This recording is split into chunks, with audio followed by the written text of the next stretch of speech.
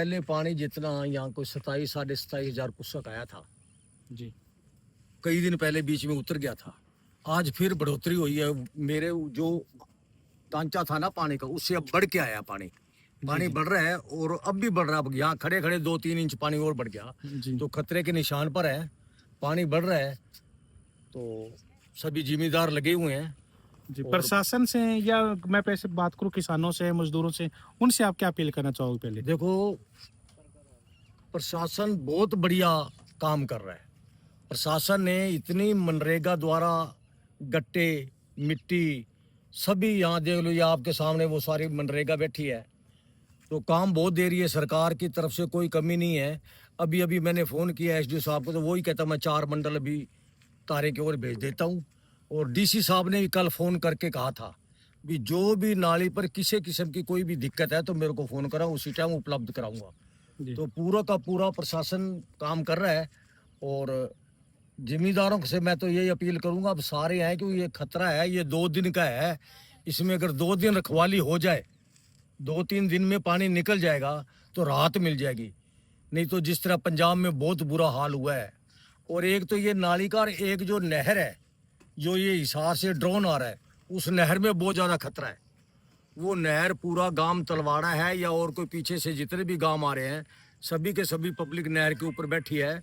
गट्टे मिट्टी तो चल रहा है, लेकिन वो पानी इतना आ रहा है कि उस नहर के ऊपर लास्ट में राजस्थान आ जाता है।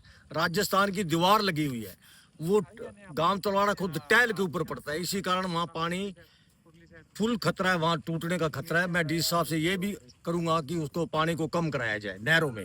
जी। नाली में तो लोग रखवाली कर रहे हैं, बहुत अच्छी तरह से रखवाली हो रही है। प्रशासन भी लगा हुआ है और गांव के लोग भी लगे हुए हैं। जी। मेहता जी, 2023 में जब पानी बहुत ज़्यादा घग्गर नदी के अंदर आया था, उस समय बड़े बड़े वादे किए गए थे। ओटू से लेकर जो राजस्थान साइपन तक यानी बांधों का निर्माण की बात की गई, पक्के करने की बात की गई, अभी तक नहीं हो पाए। नहीं, क्या वो कारण मानते हैं? काफी जगह तो पर हो गए हैं। आपने ध्यान करा होगा, पीछे खुदाई भी हुई है, जी जी। घग्गर की खुदाई भी हुई है।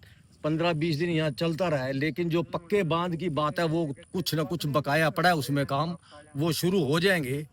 पक्का बांध हो जाएगा शुरू, ऐसी कोई बात नहीं। लेकिन बिजली की तारें वगैरह जहाँ जहाँ कमी है आज वो पूरी हो जाएगी, लगभग लग चुकी है। ऐसी कोई बात नहीं है, काम बहुत अच्छे सुचारू रूप से चल रहा है। हम तो भगवान से ये अपील करते हैं ये 4 दिन रखवाली हो जाए और पानी निकल जाएगा। इंद्र देवता है जो पूरे बरस रहे हैं, अब देख सकते हो तलवाड़ा है, पोड़का है, कई काफ़ी गाँवों में है जो बारिश से नुकसान भी है, कुछ लोगों के मकान भी ढह गए हैं। उन पे क्या कहना चाहोगे? तो ये प्रकृति की मार को तो झेलना पड़ता है, उसका इलाज नहीं है।